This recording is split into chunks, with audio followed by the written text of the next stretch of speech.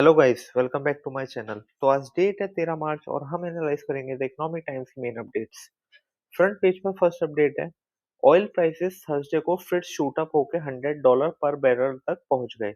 इस बढ़ती अनसर्टेनिटी का इम्पैक्ट मार्केट के ऊपर काफी आ रहा है एंड थर्सडे को भी निफ्टी एंड सेंसेक्स काफी गिरे।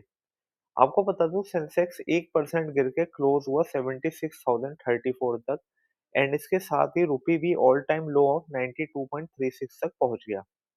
Next update is ayatollah Khamenei की डेथ के बाद से जो नए लीडर अपॉइंट हुए हैं, जिनका नाम है मुश्ताबा। उन्होंने कहा कि स्ट्रेट ऑफ हॉर्मुज बंद रहेगा as a tool of pressure.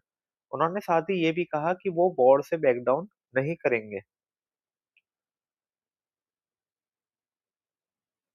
Next update is US ने न्यू फ्रेश ट्रेड लॉन्च किए हैं, जिसके तहत वॉशिंगटन अब इन्वेस्टिगेशन इनिशिएट कर सकता है एंड पोटेंशियली नए टैरिफ लगा सकता है। Section 301 of US trade act के तहत भारत ने सिग्निफिकेंट एक्सेस कैपेसिटी क्रिएट कर ली है in petrochemical, steel and solar module. आपको बता दूं, भारत के global goods trade surplus sector के अंदर आता है textile, health, construction goods, automotive goods etcetera. इसके साथ ही यूनाइटेड स्टेट ट्रेड रिप्रेजेंटेटिव ने कहा है कि उन्होंने कंसल्टेशंस रिक्वेस्ट किए हैं from government of various economies. उन्होंने साथ ही कहा कि भारत के पास एक्सेस स्ट्रक्चरल कैपेसिटी है एंड 2025 में ट्रेड सरप्लस भी $58 बिलियन रहा था उनका यूएस के साथ।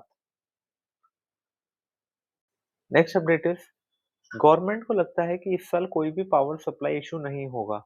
आपको बता दूं, इंडिया ने 4.5 gigawatts of wind energy, 3.3 gigawatts of hydro and 700 megawatts an power capacity add की है इस फिस्कल में टिल जनवरी। गवर्नमेंट के इंटरनल असेसमेंट के हिसाब से पीक डिमांड 271 गीगावाट तक जाएगी as compared to 243 gigawatts last year. Next update is Indian refinery executives को लगता है कि सप्लाई प्रेशर थोड़ा सा कम होगा आफ्टर आईईए सेड उनकी 32 मेंबर की जो कंट्री है वो 400 मिलियन बैरल ऑयल अवेलेबल करवाएंगे in market at pace determined by each country. Executives ने साथ ही कहा कि ऑयल रिलीज होने की टाइमिंग बहुत क्रूशल है, क्योंकि अगर टाइम से नहीं मिला तो buyers will go for international market, और अगर जल्द ही मिल जाता है तो बायर्स लाइक इंडिया के लिए अच्छा रहेगा सप्लाई सिक्योर करने के लिए। और आपको बता दूं, जैसे ही प्रेशर ऑन ग्लोबल सप्लाई थोड़ा सा ईज होगा, उसका इम्पैक्ट ऑयल प्राइसेस पर बैरल पर भी दिखने लगेगा। Next update is packaged food companies ने वहाँ वहाँ अपनी प्रोडक्शन रोक दी है जहाँ पर एलपीजी यूज होती है बिकॉज ऑफ शॉर्टेज। और कुछ ने तो ये भी बोला है कि एलपीजी के साथ साथ पीएनजी की सप्लाईज में भी डिसरप्शन आया है। पार्ले के वीपी ने कहा कि अब ऑल्टरनेटिव फ्यूल में भी डिसरप्शन दिख रही है और ऑल्टरनेटिव फ्यूल लाइक पीएनजी की भी टेस्टिंग स्टार्ट हो गई है। आपको बता दूं, जब से गवर्नमेंट ने कहा है कि डोमेस्टिक सप्लायर्स को कमर्शियल के ऊपर प्रेफरेंस मिलेगी, तब से ऑल्टरनेटिव सप्लायर्स ने भी 30% का स्टीप प्रीमियम चार्ज करना स्टार्ट कर दिया है।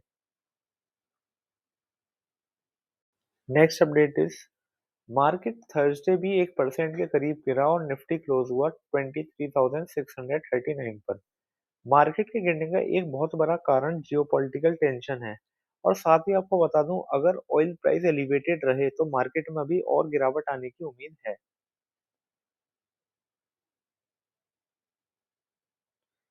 नेक्स्ट अपडेट इज बंधन फाइनेंशियल सर्विस अपने लॉन्ग टर्म इन्वेस्टर्स को एग्जिट देने के लिए तरीके खोज रहे हैं। आपको बता दूं, वो दो एग्जिट अपॉर्चुनिटी देख रहे हैं। पहला है to sell share of existing investors to private equity funds and second है आईपीओ। आपको बता दूं, एग्जिट देने का एक कारण रेगुलेटरी मैंडेट भी है, जिसके हिसाब से 2030 तक प्रमोटर्स का स्टेक 26% तक होना चाहिए, जो कि अभी 40% से जरा सा कम है।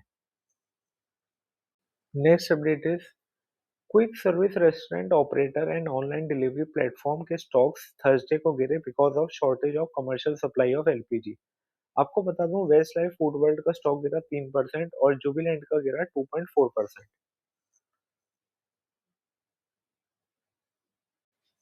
Next update is Donald Trump ने कहा कि ईरान को न्यूक्लियर वेपन लेने से रोकना ऑयल प्राइस को कंट्रोल करने से ज्यादा इंपॉर्टेंट था। ट्रंप ने कहा कि हम ऑयल के लार्जेस्ट प्रोड्यूसर हैं और जाहिर है हम इस वक्त बहुत पैसा कमा रहे हैं।